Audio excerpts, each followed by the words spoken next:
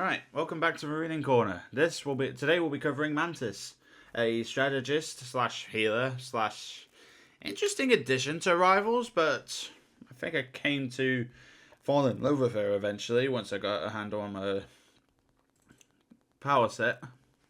She's a slightly different healer to what I'm used to, but I'll get to that in a moment. First, let us cover her lore piece. Mantis fled.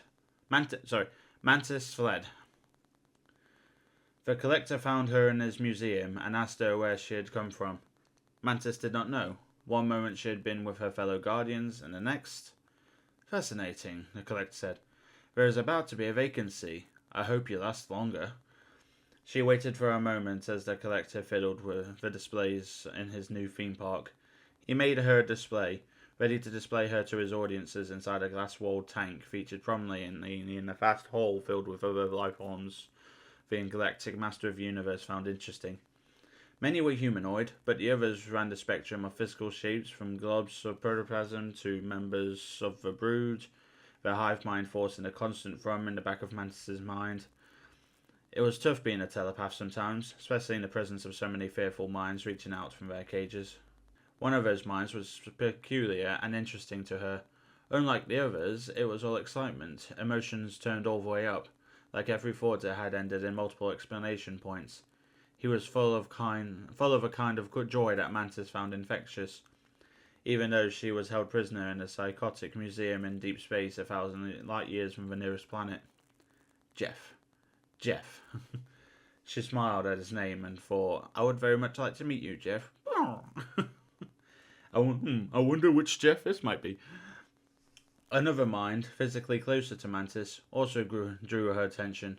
A human woman whose mind teemed with memories of war. No, not human. Something close. She was a deadly warrior. Mantis, who knew a little something about being deadly herself, thought that if she ever managed to escape, she might enjoy taking the battlefield with this woman. She called herself after the weapon she wielded, Psy. But in her mind was a deeper name, one Mantis would have to ask if she ever got to talk to this warrior. That's far enough. To get out. And with that, Mantis lost her connection to Psy. She was psionic, and even the last thought screamed vengeance, so she returned to listen to Jeff for a little additional dose of optimism. There were so many others, but Mantis enjoyed the company of these two. Jeff because of his irresistible joy, and a few bits of Psy because she put Mantis in mind of escape and revenge. She started to form a plan. Well, another plan. She had been forming plans to escape practically since the moment she had arrived. The other feature of this hole in the theme park was its garden. The collector was not only interested in animal organisms, huge trees, ferns, flowering vines, mosses, and bizarre forms of vegetation grew over and around the tanks containing the exhibits, including Mantis. Those plants were her way out. For a time, she had tried to use her telepathic powers to influence the collector's cleaning and maintenance staff, or get one of the guards to open their tank. Then she had tried to use her powers over plants to get them to go over her tank and break it apart with their roots. Neither worked, and Mantis realized the collector had built his tank to dampen her active psionic powers. She had another option to escape, but it would be an act of desperation, and if the collector had blocked it as well, Mantis didn't know that just yet. After what felt like weeks, though, he forced her hand. Her tank was wheeled into a large arena and placed inside a large transparent chamber.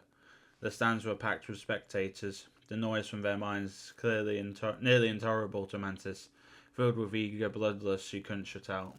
She reached out, probing the barriers that imprisoned her, and found that the collector was still somehow blocking her telepathic powers. Another tank came into the arena, and inside it was another Mantis. Even before the individual tanks dissolved and the collector himself called out over the speaker system, Mantis understood what he wanted. You see, I have another duplicate in my collections, he proclaimed. These infinite Mantises are intolerable. So again, my people, I have transformed this excess into entertainment. 2 Mantises enter, 1 Mantis leaves. The crowd exploded. The other Mantis looked at her. How long had she been imprisoned here? Had she too tried to escape? Had anyone tried to rescue her? In this timeline, was she one of the Guardians of the Galaxy, or... Mantis knew she would never know. She didn't have time to find out, and she felt the waves of anguish and desperation radiating from the other Mantis. There was no barrier between them. Mantis tried to calm her, but the frenzied crowd made that impossible. She steeled herself to fight, but then the other Mantis broke through. I can't do this anymore. Mantis couldn't help her response. Two of us enter, one leaves. The other finished. You. Then the Collector will have no Mantises, as it should be. What? The mind of the other Mantis radiated an exhaustion and despair so intense that Mantis almost tried to break off her connection. But she couldn't. One curse of being a telepath is you always felt like you owed someone your attention, since you spent so much time sneaking around in their mind. You can go. You just have to leave your body behind. I'll help. No, we can go together. We can't. I don't have the strength. I can push you along a little, but I can't pull myself out of here. Too many battles. Just too much. The other Mantis's attention wavered, and Mantis realized she was only going to get one chance at this. She had to take it before the other Mantis faded away. Grateful for the other Mantis's sacrifice, Mantis gathered her mind and focused on the shimmering essence of the astral plane, unseen but omnipresent. She felt a tinge of remorse. She would miss this body, but she had missed all the others too.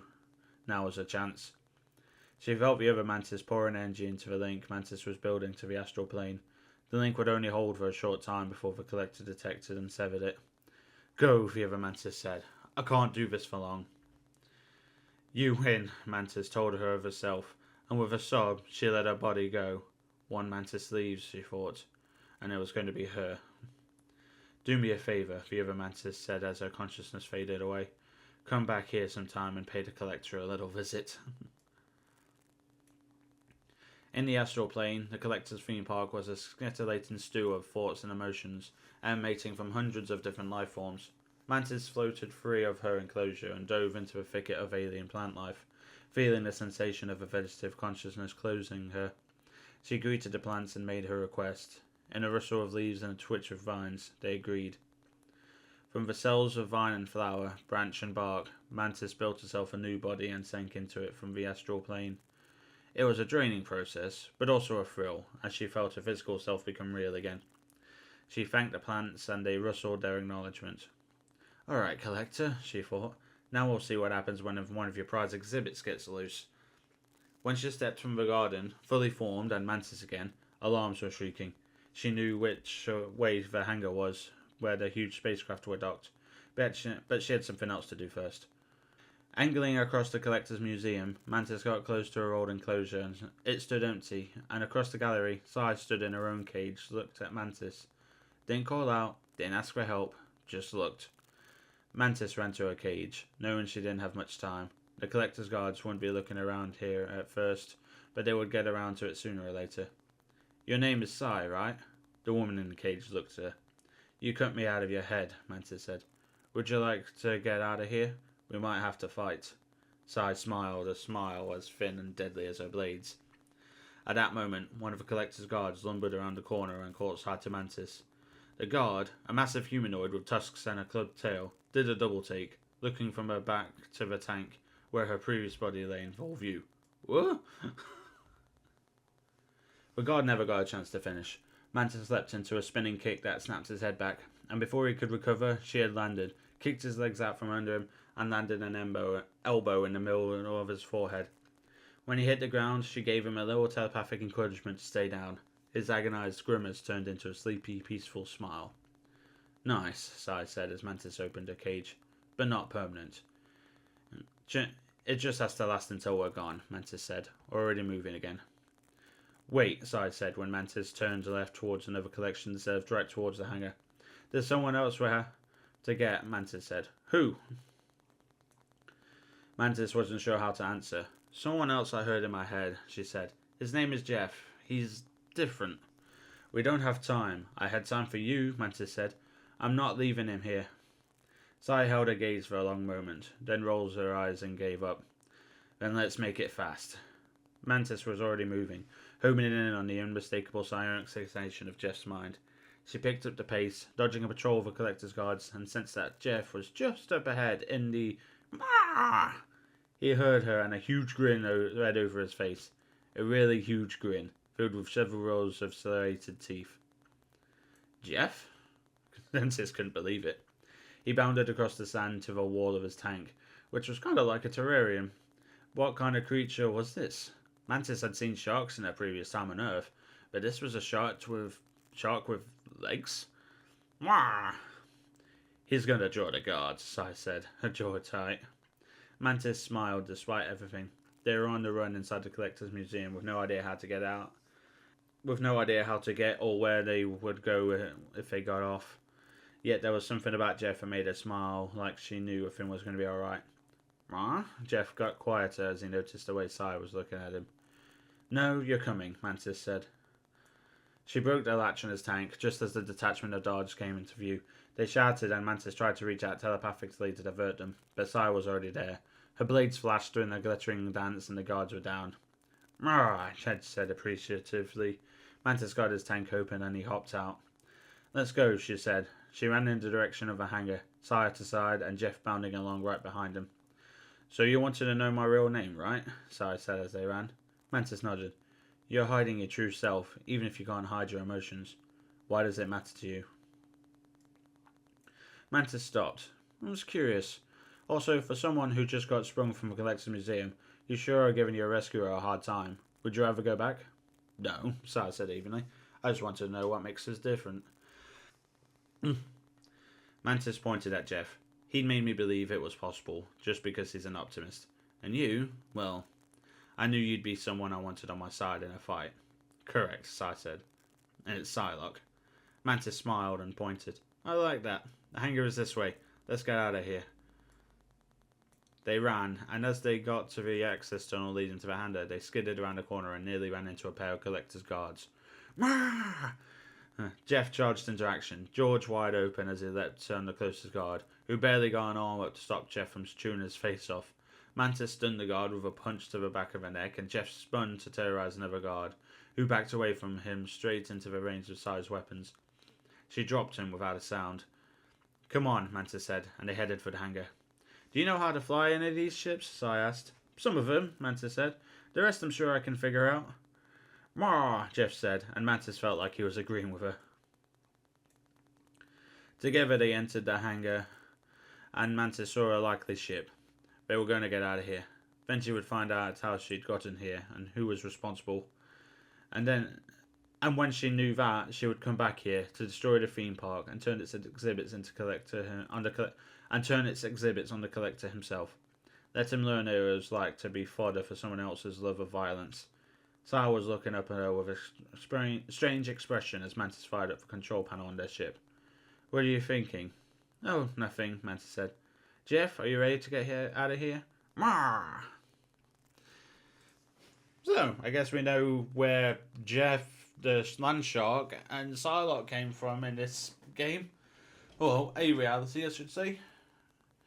I'll have to be honest, reading that lore snippet got me more interested in the character of Mantis than the Guardians of the Galaxy movie did. I mean, Mantis is an interesting character in her own right, but this idea of she's a martial artist, a telepath, but also able to reconstitute her body out of plant life is fascinating and a concept I never considered. As for her power set, she is a strategist and a healer. Instead of whacking all the abilities on there all at once, you just hit once and it's like healing over time. It takes a bit of getting used to, but she's definitely a crowd control character, and I've definitely got the hang of her at the end of the session. Anyway, that was Mantis. Thanks for watching, and I'll see you in the next one.